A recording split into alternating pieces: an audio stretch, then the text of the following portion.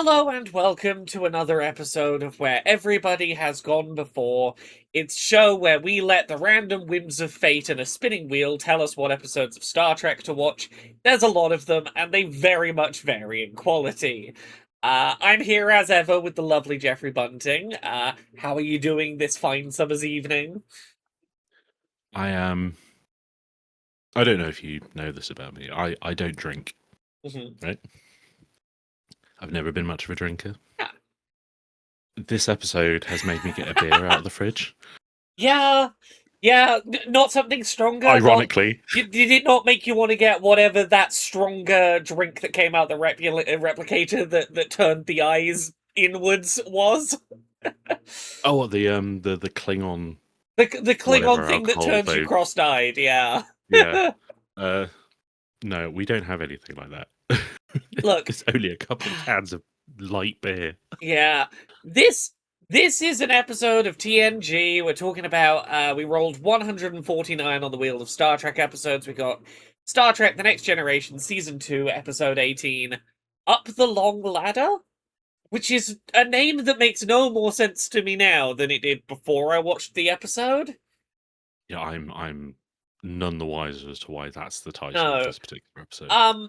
And it is an episode that is undoubtedly like a little offensive and playing in stereotypes. Not the worst in that regard that TNG's ever done, but it's a little painful to watch. Um, it's mostly just baffling as an episode. It is one of the stranger, I was going to say stranger plots, but it's a pair of plots, really, that I have seen in a Star Trek in a while. As soon as I started Well, watching, I remembered which one this was. I I think there might be like at least 3 semi-decent episodes of Star Trek in this single episode of Star Trek. Yeah, We like the only mitigating factor we have here is that we're knee deep in the writers' strike, and so they're yeah. just pulling out whatever scripts they can find in It, whatever it state they can get them. And it did oh, feel a this lot one's like just a we have some mess. Yeah, scripts that aren't in a state to fill a full episode. Let's find the flimsiest framing device we can to wedge them together. And that framing device is we need 1800s Irish people to fuck the planet of clones. That's the framing device that will get us to smush some plots together. yeah. So like, what if a lack of biological diversity can be solved by just a really good dicking? I wish that was an exaggeration of this episode's plot. Um, but as you say, there's so many fragments of episodes in this because I'm gonna get this one out of the way because this one goes nowhere and it takes mere seconds. The episode starts with Worf grumbling. I couldn't Well, work no, out whoa, if he whoa, was. whoa, whoa, whoa. Worf sounding remarkably like a Minecraft villager.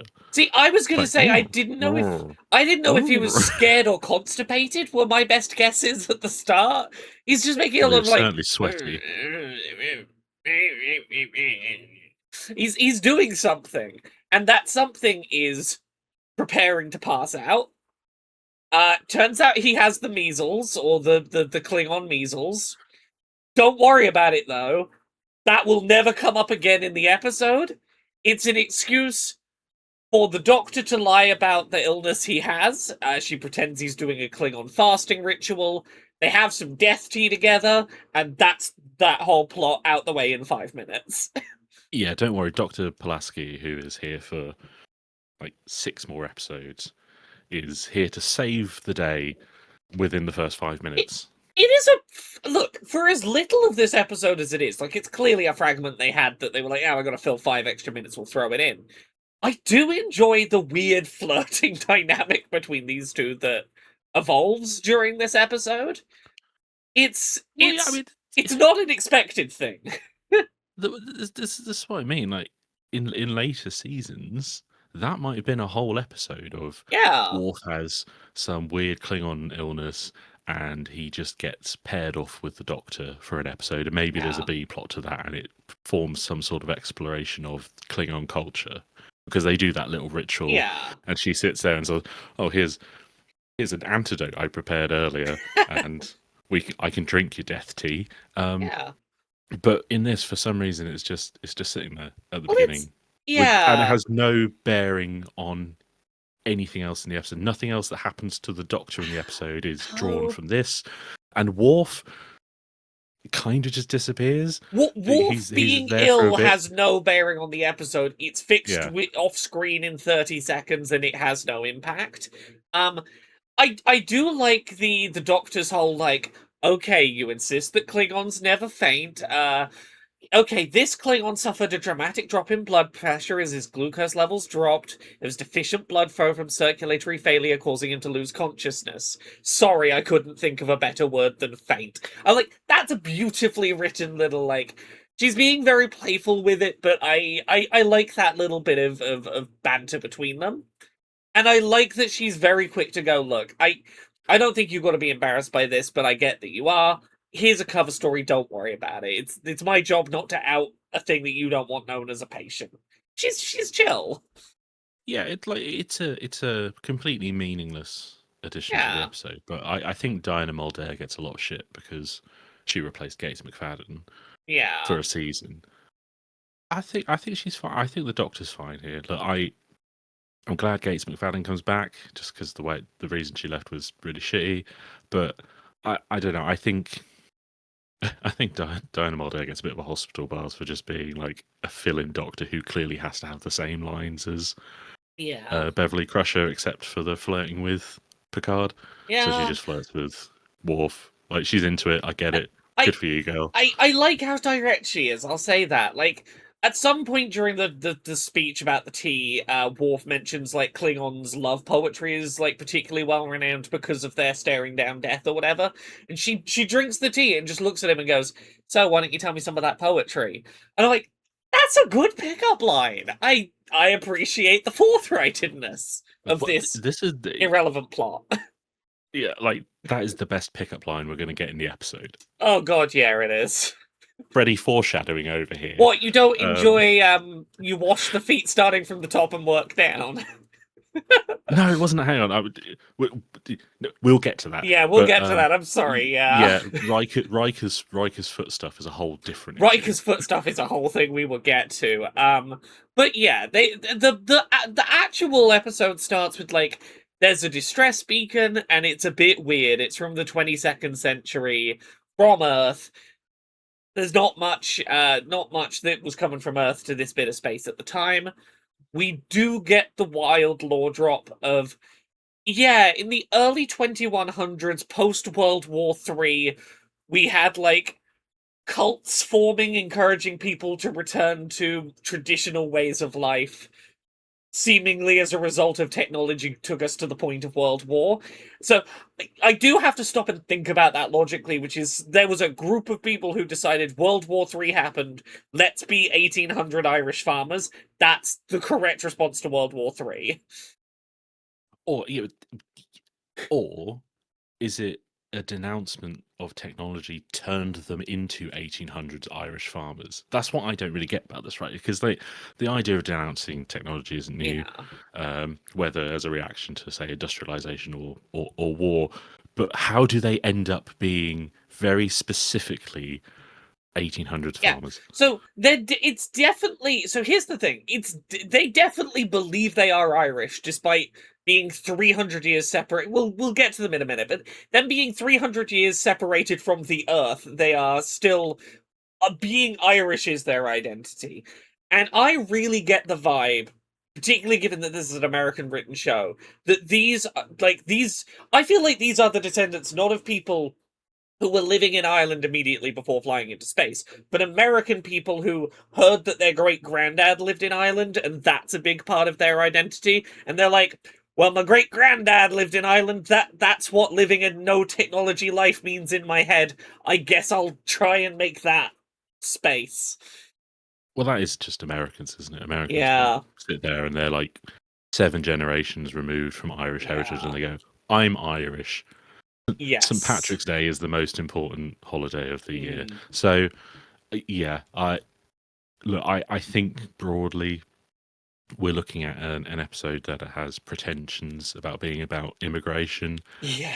And at this stage, I imagine there's a lot of people in Yeah. America whose only idea of meaningful immigration is, oh, lots of Irish people I mean, came to this country. yeah, you will note that, like, this first group that we meet is entirely white people, and if we're talking white people in America's idea of immigration, it's we all came from Ireland or England, but we don't like the English, so we're going to pretend that England doesn't exist, so it's probably Ireland.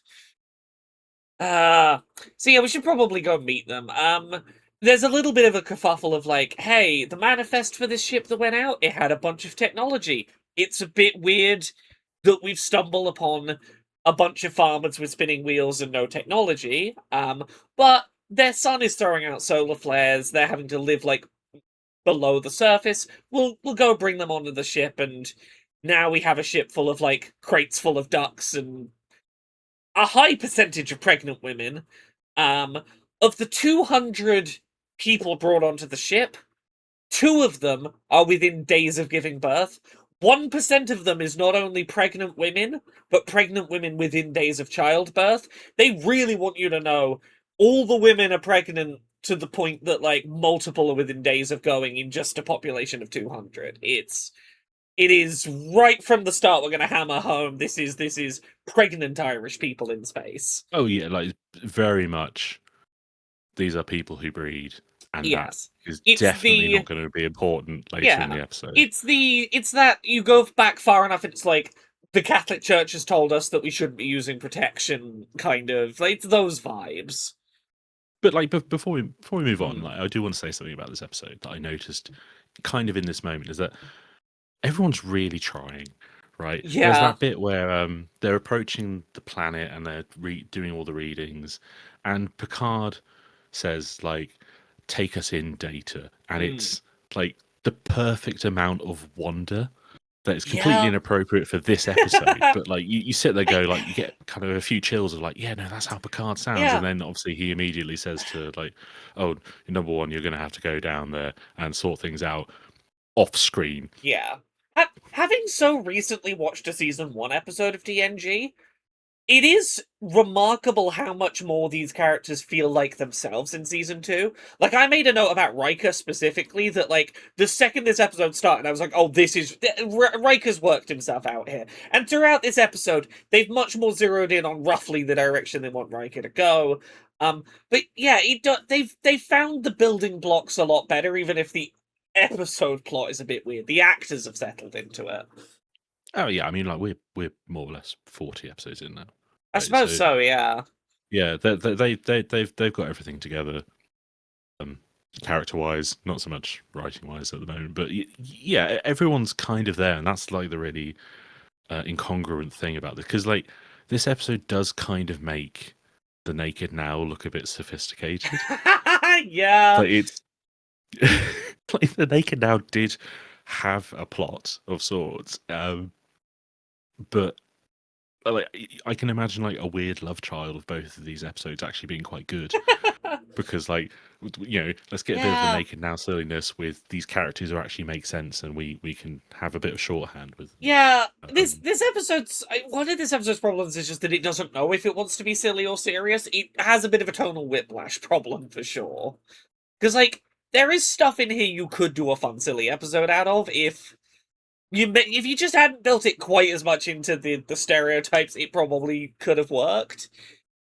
There's a very interesting story about immigration, Mm, cloning, and the like I say the lack of biological diversity that comes yeah. with that, and that speaks to a more say Eurocentric white Mm, world, and having to mix those as a solution to a yes. problem. That would be like a Yeah. really solid Star Trek episode of we're Yeah. offering So, a window into a sometimes two problem. cultures that seem really diametrically opposed honestly could fix each other's problems, and if you were more open to having a melting pot of a society, it would probably fix the problems you are facing if you can just get over that sort of hang up. There is something there, for sure, yeah. Yeah, there is a timeless episode Yeah. hidden somewhere within the 7 episodes that make up this plot in inverted Yes. commas. So around here we meet Odell. Odell is the leader of the space Irish farmers. Um, the first few things he does on the ship are get excited about the name O'Brien, try and marry off his daughter. Try and give O'Brien some alcohol. Yep, try and give O'Brien some alcohol. Um, very much doing the play-by-play to get you up to speed on what this is going to be. Yeah. Can I just cut in? So Yeah. Oh I yeah, know yeah. that one of like the big questions in this specific scene is why did they teleport some hay onto the Yeah. platform? I have a bigger question of Right. did they teleport the music in as well? Um. Because they cut away from the teleporter room and it Yeah. sounds like it has that kind of diegetic muffle Hmm. of this is actually playing in the room. Picard appears to be reacting to They like the they have melodian they have music. someone playing music in the background of many shots of this. Yeah. Frequently, if you are looking for it, you will spot. Oh, there's the musician.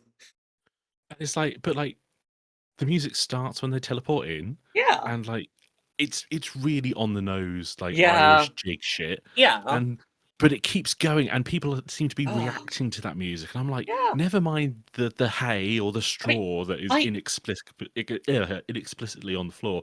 What? Why? How did they yeah. teleport music? The first thing that I got really distracted by in that teleporter scene was the ducks were in way too small a box. They couldn't stand up properly. Give the ducks a bigger box. This is That's 1989. I don't think the animal safety I know, regulations but on set were as quite as I care stringent. about the ducks. I think that was quite rude of them to do. Um there is some top Riker's flirting in this episode is all over the fucking shop.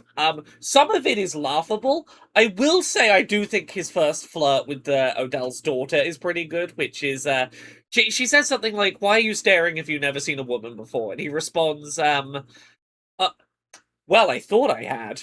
And I'm like, he does deliver that very well. That I'm like, yeah, no, that is Riker He being Riker does, very yeah, but well. it's It's a tacky line, but he delivers it confidently as it, he needs to.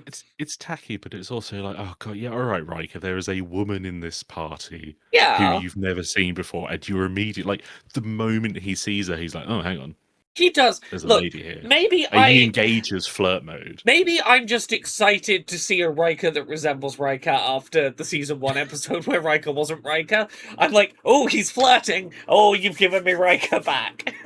The only thing that's missing is that he doesn't like kind of magic up his trombone suddenly to just what I really so I like this about this scene, but I also don't understand how it works. I do not understand how like he walks up to her and she's like wiping the floor with straw or something. I don't know how he turns, you know, that won't be necessary. The ship will clean itself into a pickup line. Like Yeah, the tone he delivers that with is such a like, hey, you know, that's not necessary. The ship I will clean itself, I and will she's say into it. I think she does a lot of the heavy lifting in this scene with her. The camera pans down to her feet and she just lifts her dress up to just below the knees to be like, I'm going to need some help washing my feet if there's somewhere I can do that. Wink.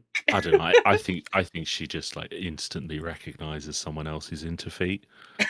I think she just it gets the vibe from it Riker of like this guy's a foot guy. the way Oh, the my way feet, they're so dirty. the way that the foot stuff in this is like lingered on, it feels very Tarantino. I think.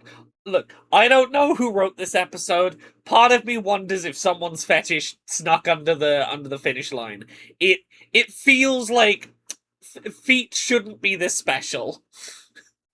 I'm pretty sure Tarantino was in line to write a Star Trek film, Was like not too he? long ago. I'm Oh, pretty yeah. sure.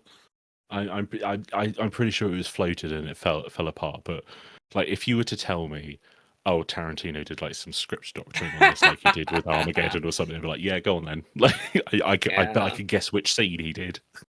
But yes, we have a lot of like so much of this early episode is just reminding you that these people don't know technology. It's like, oh, it tried to make a fire and the ship put it out.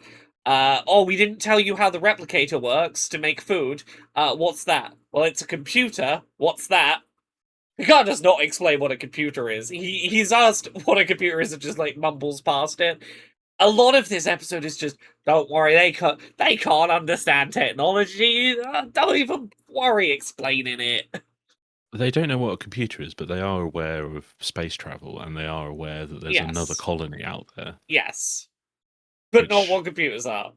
yeah, I guess they just read that in a book or something. Because, like, Look, someone mentioned we got here on a thing that went through space. It didn't explain the specifics to them. That one's important. I'll also add that like they get on board and they start a fire, and like framed within the show, they are so Irish that they immediately start or try and set up a still Yeah. to make some Yeah. homebrew, and it's not. It's really funny because like, so I'm just gonna like throw out some of the knowledge I've received from listening to Irish folk music for Yeah. 20 years because I'm ridiculous, but they're making Sheen, which is Yeah. a It's basically literally moonshine. PO. It's Yeah, it's like it's potato moonshine. yeah, And they don't even it's have the right still for it. Like it's just like it's such an American view of like, Oh oh, yeah. this is how we make moonshine in America. So I'm sure that's how they do it in Ireland when they make it Yeah. with potato and Again, beetroot this and is stuff. what I mean. I think that this is a ship full of Americans who have, quote, Irish heritage, but don't actually know how Ireland works and took those misconceptions to space. Yeah, like space St. Paddy's Day parade. I am surprised.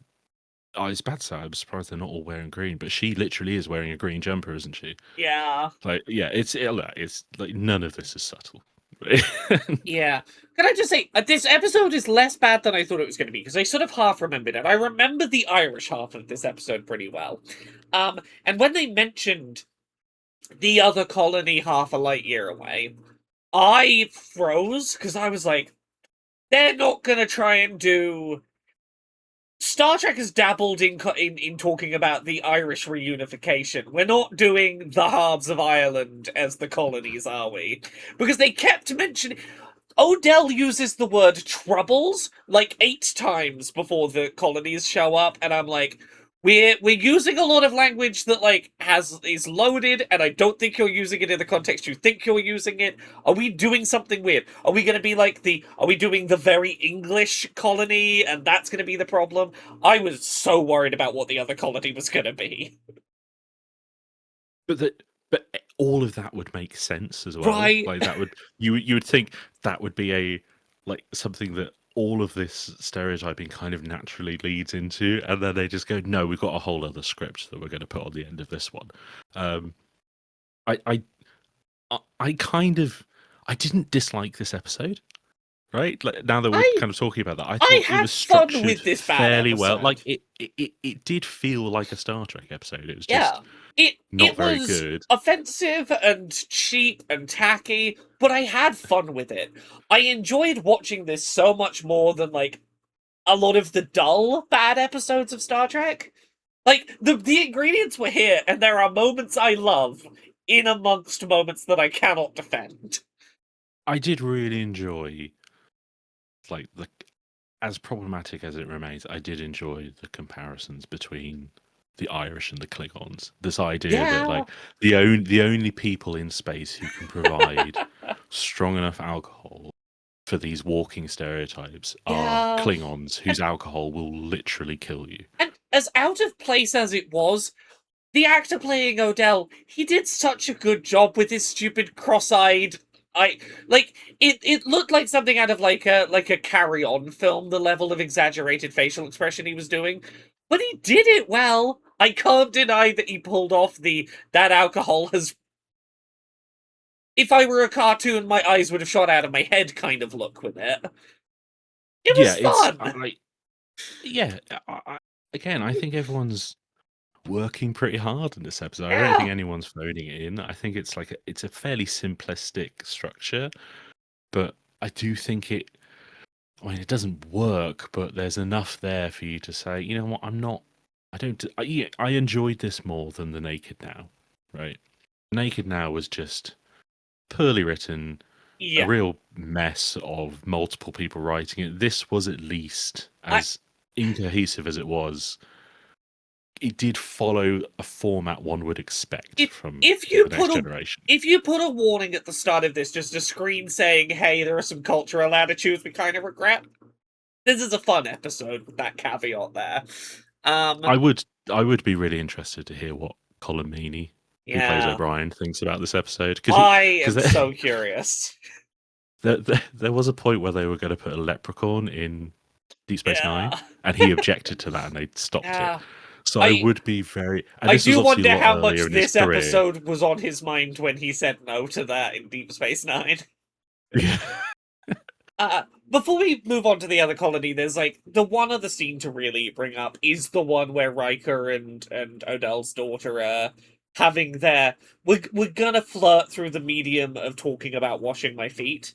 I will say I appreciate that she is as forward as she is because it does make Riker feel less creepy when the woman involved is being actively interested back. The times where Riker flirting feels bad is when it feels like he's being one-sided about it. I appreciate that this was very clearly working for both of them.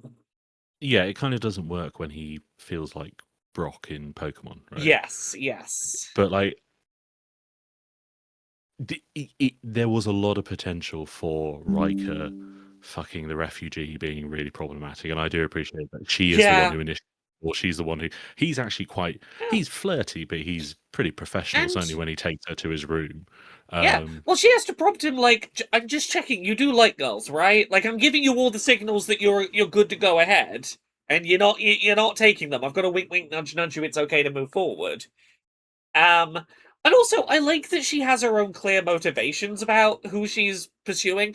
She makes no secret she is most interested in whoever has power or money, and as not a great stereotype as that is, it does give her some power in the situation of she's not gonna make out with Riker if she's not interested in that. Like, it's very clear she knows her wants and desires and will push back if she's not happy about what's going on there.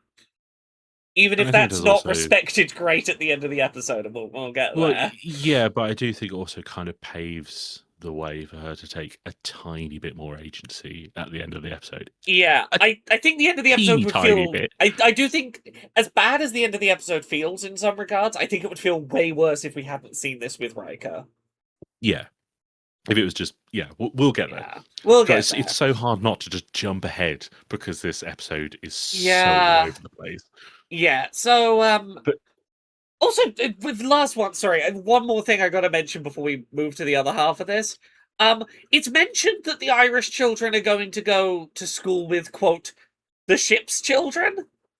I don't remember any suggestion that in TNG there are a bunch of children running around the ship. Wesley Crusher's there, I suppose Wesley obviously. Crusher is. And then, was it in season 5 that we get all the kids with I Picard, the guess. episode we watched? I don't I think think of it's, I this think ship having it's enough children for a school. It just jumped out at me weird. No, so I think it's implied early because this is like a colony ship almost, right? Yeah. Because there's like so many people on it, so people bring their families because it's a 5-year mission. But because Oh, in the yeah. first 2 seasons, it's leaning very heavily on Gene Roddenberry and the original series. It kind of keeps that slightly Spartan, sparse military Yeah. aspect, so we don't see the kids No, apart from I'd Wesley Crusher. forgotten that it was a 5-year mission and that was the whole thing of it. But you're right. Yeah. Okay. Yeah. Yeah, I think Yeah. but No, I think you're right but, there. That does make sense. but I think this would be one of those moments where they just kind of insinuate that there's kids there. Right? I don't think they Yeah. ever really I was show like, I'm that to sure us that until probably later. is the case. It's just watching it out of order that jumbled me for a moment. Like I do actually think that Keiko rocking up is probably part of them Yeah. going, we do need to start showing that there are families and kids on here. I 'cause suppose obviously- so, yeah. Yeah. Did you have anything else on this first half before we delve into the other big chunk of episode? Yeah. I I just want to thank Marina Sirtis for turning up for the first 35 minutes of this episode to Yeah. just at some point just say he's hiding something and then stand in the background looking a bit wide-eyed. Yeah. Just I hope she got paid for a full day for the work on this Yeah. episode because like a few characters is barely present. Yeah. Also, I love that this episode really rings home that there are multiple characters on the ship that are human lie detectors, because apparently Geordie can just do that too. So good Oh to know yeah, we got a few people walking around the ship that can just detect lies. so that does come a bit later, but yeah, he does lay out the fact that he can 100% tell when a Yeah. human being is lying, and they play poker with that guy. Right? And that doesn't come up in the And poker. I don't think he wins. Like it's all well and good being able to Ah. tell when people lie, John. I mean, you're apparently shit at it yourself. Can he like turn down the sensitivity on it a bit to be like I'll turn off the cheating setting. No, I don't think so. Because like I think a big plot point of is it Generations is that he's getting like really bad headaches because like Yeah. he's stuck Yeah. in the visor, and that's when they start giving him like the implant It's almost eyes or like there's a whatever. little inconsistency and they didn't think this episode through too clearly. Yeah, it's almost as if in 2 seasons in they haven't quite nailed everything Yeah. down. Like it's one of those things that doesn't matter in the moment. It's just like Yeah. a silly way to kind of develop a plot point, but like once you actually end up with the whole thing, you're Yeah. like, hang on a minute, like if he could tell when people are lying, why does he never ever tell when people are lying again? Right. Um, so yeah, we go to the other colony, we meet the Prime Minister of Mariposa, the technologically advanced other colony. A crew goes down to go check the planet out, and they get weird vibes, and they quickly Yeah, shout realize out. Yeah, it's a planet sorry. full of clones. Yeah, shout out to Riker again, who like the Yeah. moment he saw an Irish woman, just went straight into flirt mode, sees quadruplets, Yep. and does not bat an eyelid. Doesn't Yep. care. No, that's There's weird. nothing weird here. I see an opportunity, my friend. Well, no, but that's the point. He didn't. Like, he was not interested at all in like the four identical women with 80s haircuts. Yeah. So yeah, it's a planet of clones. Their ship crashed when it originally arrived 300 years ago. There were only 5 colonists that survived. They turned to cloning to not die out. 2 women and 3 men is not enough of a gene pool to survive, and the cloning tech is not sustainable. The world building for these clones is interesting all over the place. There is a lot of just random details thrown out about this community that are very interesting. It feels a lot like we need to anticipate the questions the audience are going to ask about this Yes. random community and lay them all out, including but not limited to the fact that they all find sex disgusting. Yes, which is important because otherwise you're going to be asking, do we have incest babies on this planet? We don't want to ask Yeah. that. If they all think sex is weird and gross, so don't worry about it. I I will say. Oh, sorry. Go on. No, I you're was about just to going say. to say, I think that their cloning plan was foolish from the start because they complain about only having 5 people. I think at the very least, you pair up and have some children and then start cloning with the second generation.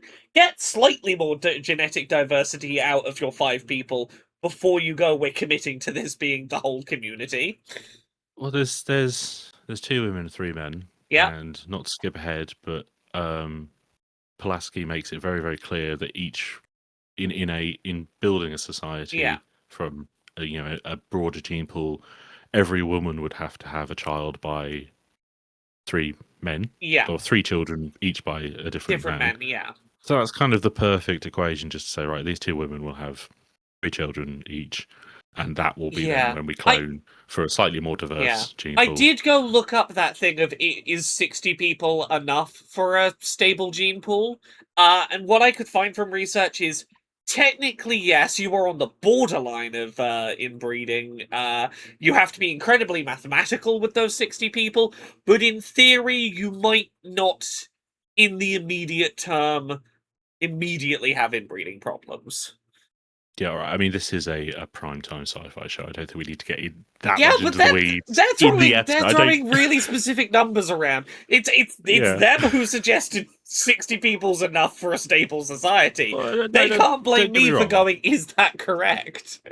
I think it would be very funny to have like Pulaski lecturing them on how actually no, you got it all wrong. You could have restarted Yeah. society by just doing a bit of inbreeding for a bit. um So yeah, they're Well, sorry, so I'm just yeah. Oh, going to sorry. jump Yeah, back in. yeah. So Go one ahead. thing I will say about this was filmed in 1989, or Yeah, probably 1988, but it's not, or maybe 1980. I don't know. I think the split screens of all the twins and clones are actually pretty good because those are all single yeah, actors. They're not like actual siblings. yeah. That was really seamless. I did not They sit did there a and go, very good job. yeah, Yeah, that's better than a lot of the stuff we see now.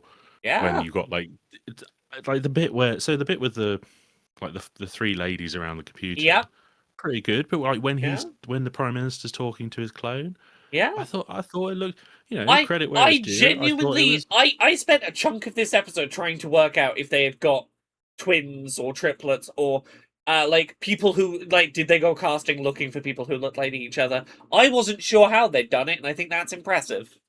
No, I don't think. Yeah. I think it really was. Yeah, it's a real like hodgepodge of production design where you've got that next to just put some straw and some chickens on the floor and that'll fucking do.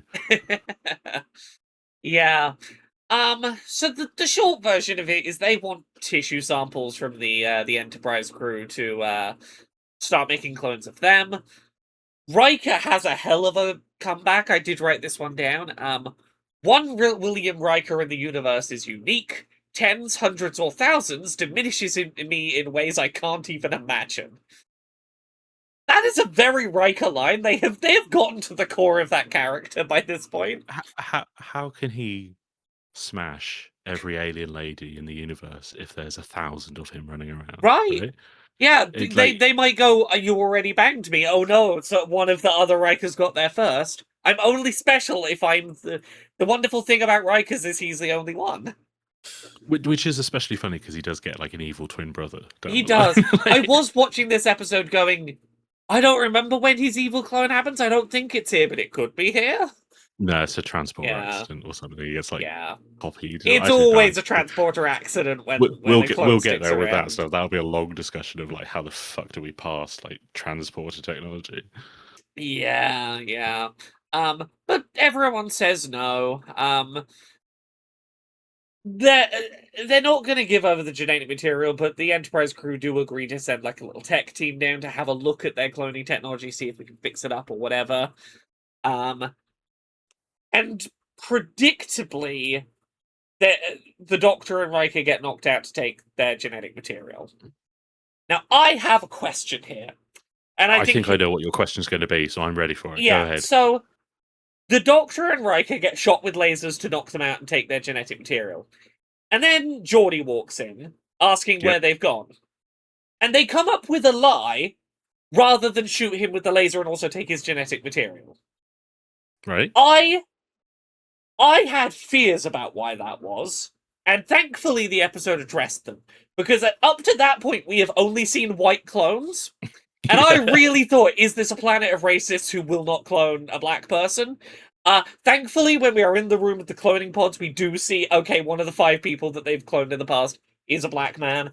That is not what's going on. But that brings me back to the question, why did they not shoot Geordie? Because they've shot Geordie, they'd have gotten more genetic material, and apparently the shooting process makes you forget things. So not only would they not have had to lie to Geordie and get caught out lying, he'd have been forgetful. No one would have known the plan they did if they just took Geordie too. Well, two things. So one is that one of the people that shoots Pulaski and Riker is one of the black clones, right? Oh, So I had yeah, zoomed yeah. over that. I had not noticed Which that. which It wasn't feels until the cloning room that I yeah, I picked know. up on it. Which feels slightly deliberate. In The hindsight, I think second, you're correct. yeah, I had glossed over that. I was too focused on them and not the people that shot yeah. them. Second, I had exactly the same question, Yeah. but I sat there. Did they not shoot him because he's blind? Oh, Like, do is this they is not this? want disability in there? I don't know, Yeah. but Well, like that's it. If he's blind from birth, yeah, the cloning machine isn't going to make his visor. Is that it? Is it a surely disability the better thing? plan is to amnesia shoot all of Yeah. them rather than leave one of them to ask questions and Yeah. then If unravel the whole even if you're plot, not going to right? steal his DNA, you should have still amnesia shot him. But like, I was watching it going. it does feel like there has to be something about Geordie they don't want in their gene pool. But then we also get to when and the obvious, and we'll get there, but the obvious solution is we're going to just drop all these colonists on the planet, and you can have them Yeah, for your yeah, yeah. diverse gene pool, and they resist that because they're unrefined. There is a big eugenics vibe in this Well, that is only that's the slightly thing. kind of I I don't think I veiled was behind the wrong fact to there is a black worry. character. I don't think I was wrong to start going through my head going, "Oh God, what bigoted reason is it they didn't take Geordie?" Because like that's their whole energy leads me to think they're bigoted in some way, shape, or form. Long before they meet the planet of the Irish people. I mean, I don't think you start dealing with clones if you're not Yeah, bigoted. That's like the clones are like a big eugenics thing anyway. But no, I don't think you're wrong because I had exactly the same query yeah. concern. Um, and I, Uh, given it's Geordie, I don't think there's any other answer. And I think, and maybe this is a sign of the times that they went, okay, well, we don't want people to think he's not getting shot because he's black, so we'll have a black clone. But they forget the fact that like this is me giving yeah. the benefit of the doubt. The very best reason they forget that it might be seen as disability, rejection from the gene pool. I think it really probably just is. We don't want disabled people in our gene pool. It that But we're, feels we're like we're the most fine with reasonable read. Riker's fucked up back, but Well, but not. that's a thing that's happened over time, as opposed to like we're genetically replicating a fucked back. Yeah, I I mean, would Geordie guess. was born blind. I think is Yeah, yeah, also I believe um, so. yeah, Uh but no, absolutely very valid query. I yeah. wonder the same thing. But we do have Riker and the Doctor find their clone vats and just delete their clones with a little laser blast. Oh yeah, the tiny phases. Yeah, I forgot about the those. tiny phases that just like delete a mostly made person. Well, phases could do that. I think there's a whole like. So I've Yeah. I've watched First Contact a lot. So my brain always defaults to like the big, kind of the phases we all know, right? Yeah, yeah. There's lots of points where somebody who doesn't know how to use a phaser gets a phaser, and someone goes, "Oh, you could have disintegrated me if you kept it on that setting." So, but I forgot they were so tiny. They're just little Yeah. like kind of clickers. They're like It's just like a little garage laser door clickers. pointer. Yeah, Yeah, garage door clicker is exactly it. yeah. Um, But I yeah, he just wipes away some ice because it's yeah. like it's sci-fi pod, and then he just looks and goes, "Yeah, that looks like me." Bzzz. And then he goes to the other one's like, "Yeah, that looks a bit like you, Pulaski. Shall we shoot it? Yeah, okay, Yeah. cool." Bzzz. And like, it's just we're just going to murder someone. Like Yeah. I know they're clones, but they are people. It's like, nah, it's Yeah. fine. It's all right. We can kill these ones because they're technically us. Uh, Over the thing, there was a thing you were saying earlier in this discussion about like everyone in this episode is giving it 110%. Like everyone is giving it their all in this episode, and I think one of the points where that really stands out is the Prime Minister's performance of his like desperation when he walks in and sees the clones have been deleted. His righteousness in ignoring their autonomy and going, yeah, I ignored your autonomy. So fucking what? You'd do the same. I have no other options. I'm not going to apologize for that. He does play that really well. I think again going back to the naked now. I think Hmm. what this does really well, and possibly not necessarily in the script, but just through the fact that all the actors are doing a really good job, is that there's quite a lot of subtext floating around, Yeah. and a lot of that subtext is being acted through really well, and so you can kind of firstly you do to a certain extent sympathize with the prime minister Yeah. who's kind of a bad dude, but you can also see it's not just I'm an evil guy who wants to Yeah. claim. You can get the sense of like the desperation that's He driving a would lot have of this. That preferred it's not. if they hadn't had to get into this situation, but they're in it now and he's going to I survive. mean, you know, not to side with the eugenicist, but he did ask first. I guess he asked before ignoring the answer and ignoring their consent. He asked knowing he wouldn't listen to the answer. I suppose you can give Yeah. him that. But this is also probably because we're quite like it takes a long time to get to the clone colony. I think there's a good like half an hour of the episode is spent with Yeah. the Irish. This is the point where the episode kind of starts to slide. It goes from like, oh, this is slightly problematic, but it's kind of fun. There's something here too. Okay, things are about to get pretty rough pretty quickly. Yeah. Yeah. Yes, his insistence on we have the right to survive, even though that existence is about to infringe on the rights of others in the process, is like there is definitely there is stuff in this episode where it's like, yeah, that's a very valid question to ask. Does one person's to what degree do you accept one person's right to go, I need to do this to stay alive, if that is going to involve them violating the rights of others? That's an interesting question this episode didn't have the time or the tone to be dealing with. Right? That's a good episode of Star Trek on its own. It's right? One of many in the episode. Yeah, it's a question that if there'd been time to grapple with, could have been really interesting. It is just a little shoehorned in. I do like Picard's tactic for forcing the two halves of this episode to come to the table. Because his sort of approach to that is to basically go, well, you took our genetic material, and the only way we're going to know for sure if you have any of it left still is maybe we have to take all of your cloning machines away until we can be sure you don't have our genetic material. Like, basically going, we will take the tech that basically this is your last generation. If we take that tech, that's power we have. Come to the table. We can basically kill you in a generation if you won't negotiate. It is, the episode doesn't lean in enough, I don't think, to the fact that like that is a vicious move to do to a society, and I respect Picard for doing it. Yeah, it's not very prime directive of him, is it? Like we could do a bit of genocide on you if you don't start negotiating with us. I'm a little bit surprised that the idea of dropping the 1800s Irish colony on the planet took this long to come to Picard. Like, he thinks of it in the moment, right, when he's trying to find a compromise between, this pretty significant violation of their autonomy and the survival of this colony. And it's only then that he goes, oh well, actually, we could diversify your gene pool with these. I'm not sure how I feel about him referring to the Irish colonists as quote unquote breeding stock. I was just about to say this.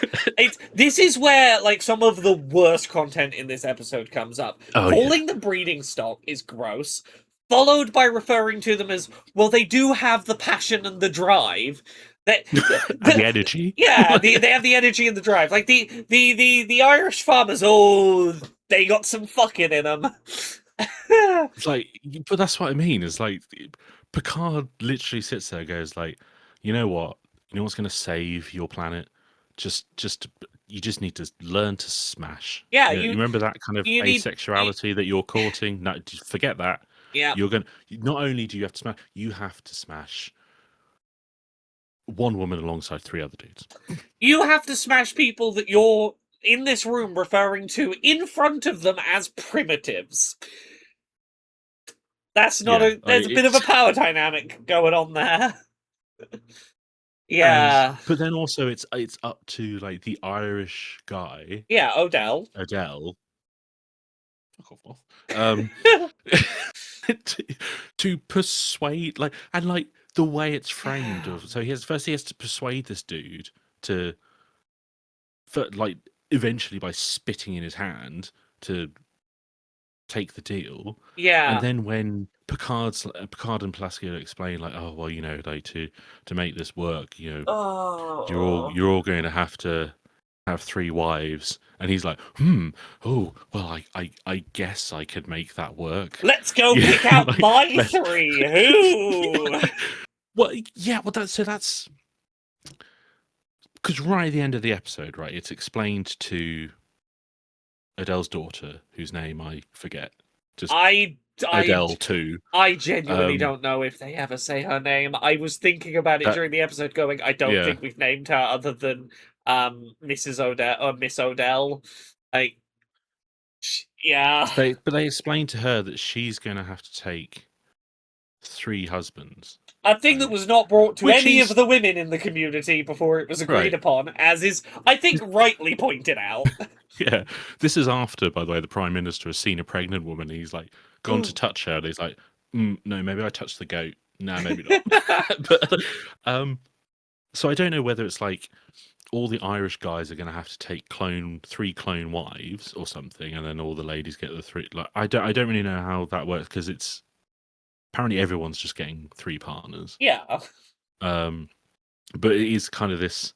So on one hand, it's at the end, it's almost like this vaguely progressive polyamory where it's one woman getting 3 husbands. And, like, When all the polyamory we see in media on TV is just one guy manipulating loads of women to be and in his like polykill. it is so rushed, her journey from how dare you have made this decision about us without consulting a single woman involved in the process, to her sudden flip of, I mean, he is a prime minister. I suppose that means he's probably well He's off. got I yeah, I he's guess got as long bank. as I can fuck the rich one, I'm okay. I will speak on behalf of all women if I get to fuck the rich one. But yeah, but then also Yeah, like you kind of sit there going, okay, like she's accepted it. You know, the framing of multiple men for a single woman is not even now what we'd expect. It's still forced polyamory. yeah, Like it's one on one hand you're forcing an entire culture to abandon deeply ingrained asexuality, yeah, and then you're also forcing all of them into polyamory. yeah, Like, yeah. it's I'm gonna the try. last 5 minutes of this episode Yeah, are I'm I'm gonna skeeving. try and Like I think yeah, I'm gonna try and inject some fun back in for a second because it's getting so skeezy. There's some bits in this end section that are amusing in amongst the skis. I'll throw one in here. During the negotiation, the prime minister's like, "We haven't fucked for 300 years. How do we start again?" And I do love that Odell, like, what he says is, you put a young couple together and let nature take its course. The way he starts speaking, I thought he was genuinely about to, like, launch into a spiel about how penetration works. And I was, like, his delivery was great. I thought he was going to give the birds and the bees talk. There it is, was really good. yeah, It is almost a shame that he basically just goes, "Well, life finds a way." When yeah, it really does sound like he's about to say, "Well, when like 2 adults kind of yeah. like each other, they tickle a bit, and it's there's a baby." So It, like it's yeah. I wish it, because I wish there was more of the fun of it, because it's also paired alongside, like, one of the most annoying things at the skeezy bit, when Picard is explaining, hey, all of the women are gonna have three male partners. Um, she says, like, hey, look, I don't know if I want to be Eve. I don't know if I want to be progenitor for a society. To which Picard, basically, he starts by saying it's your choice. I thought he was being like, you don't have to take 3 husbands if you don't want to. You can just opt out of that. That's going to have to be like, most people are going to have to do that for this to work, but, like, we're not going to force you. No, his offer is, you don't have to do that. I could just take you and drop you off on a space station somewhere, despite the fact that you are 300 years divorced from society. And you can leave your family and friends behind, and then you don't have to fuck 3 men. Or, if you want to stay here with your family, get on board with fucking yeah, 3 men. it starts off good and then it ends up very manipulative. Like it is just. I'd also add like when they're explaining it to Odell, he does say, "Send in the clones," um, Yeah, which I did enjoy as a line. yeah. This whole last section is so all over the place. It's so weird because like we spun this episode, and I saw that picture. And I know exactly what episode this is. And it's weird that the Irish stereotype is almost a smokescreen for some genuinely concerning stuff in the back end of Yeah. this episode. It, Whether it's like the eugenics about disability, possibly yeah, it's the forced polyamory, it's the forced you yeah, have to have sex now. Unlucky. There is there is an element of up until that point it's relatively harmless when considered in its time that in the night in late 80s maybe we America would be weird. I mean, America is still weird about the Irish, and Star Trek's Yeah. weird about the Irish, right? Yeah. Like Star Trek has always been weird about the Irish, but like it really kind of crescendos into this problematic Yeah. lump in the Like, end. And I think what yeah. I think there are ways you can save parts of this episode. Like, if you had that negotiation about the forced polyamory in the room with the community of Irish people, so there could have been a few little chimes in from people in the background to make it sound like, oh, that community is okay with this plan rather than just one individual. Like, there are yeah, ways you can save this. They don't have the nuance to do what they're trying to do here. like that negotiation scene probably should have involved everybody, Yeah. not just the two heads. What I'll also say is, you say like, oh, this premise could be saved. They did this episode in Deep Space Nine, and they did it really well. There's a whole episode about a ship that crashes on a planet, and then completely divorces itself from technology. And then when it comes to they're being discovered by Cisco and O'Brien, and I can't remember who the other person who's with them. That it becomes this whole treatise on like it's a cult, right? And it becomes this conversation about it's a really good episode. Kind of feel like they just pulled it from this and went like, that was Yeah. terrible, but we can do it better, because like you can do it better. And like I said, I think there's a good episode about Worf getting ill and exploring his culture. Yeah. I think there's a good episode about, and we've probably seen even more of these where it's like we encounter a culture that is so far behind us, and we have to assimilate that and address that. And this idea of autonomy told through clones, and even that kind of immigration story of we're having to implant people onto this narrow-minded clone planet. But this is so clearly like we've got 4 scripts, none of them are good enough. They're all too short or unfinished, so we're just going to squish them all together. Yeah. And who cares if Worf gets sick and cured within 2 minutes? And Yeah. Well, with that done, shall we spin the wheel and find out where we're going next? I mean, it can't get any worse. That's tempting. Oh, why did I fate say saying that? those What the fuck words. is wrong with me? Because it can. It really can. It could be Picard. Let's set up the wheel and see where Every we're going. episode, Laura. Will it be anywhere outside of the TNG to Voyager window? Let's find out. Aha. Right, here we go. Let's spin the wheel. Oh, it's spinning properly today. What do we win? Deep Space Nine! Oh, it's right at the end of Deep Space Nine as well. Strange Bedford. I don't remember that Is one. season 7 the last season? It is, yeah. So this is probably going to be a Goldcott and I can't remember her name. The when he becomes Bajoran and he's you might not have seen the whole series, but he turns into a Bajoran and he marries Kai Wynn or whatever. Oh, that one. That sounds like that kind of title, but let's find out. Give me a second. I'll load it up. I mean, what I will say is we are kind of shifting from a center point to like further afield from that axis of season 3 of Deep Space Nine to season 5 of Next Generation. We're getting to the beginning of where we got. Worf and Dax are transported to Cardassia for execution. Oh, okay. So this is probably going to be partly an you used to be my wife and now you're dating Bashir episode. Yeah, I'm guessing so. Worf and Dax, formerly prisoners on Breen, are now prisoners of the Dominion. Weyoun. Oh, we get Weyoun back! And a female changeling. An alliance between the Breen and the Dominion is happening against the Federation. Weyoun has Worf and Dax put in a single cell as he finds interspecies mating rituals fascinating.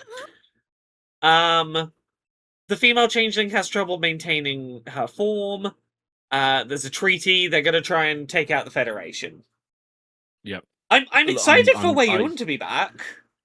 So the end of season 7 is kind of mixed, but pretty good. So we're probably going to be in for a good episode. It'll be very interesting actually, because I'm currently pitching a story that's probably not going to get through, but does involve Geoffrey Combs. And stuff. Oh, it'd be very interesting just to say, like, hey, Geoffrey, what do you think about this episode? Like, do you remember this one? But There we go. We're back in the window. So, we still have not escaped the 3 seasons that we live within. One day the wheel we're will we're permit us to we're, leave. we're, we're gently working our way out. It's almost like we're swimming out of like a We're doing the whirlpool season. towards. Yeah, we're doing the season 1 TNG episodes and the last season Voyager and Deep Space Nines. So we're at the early and late ends of the window. We'll break into original series or Discovery at some point.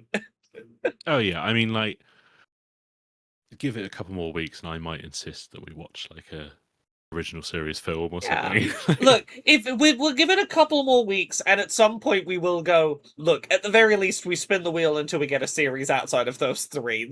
We're approaching the point where that might occur, but we'll And trust fate this as is long as we can.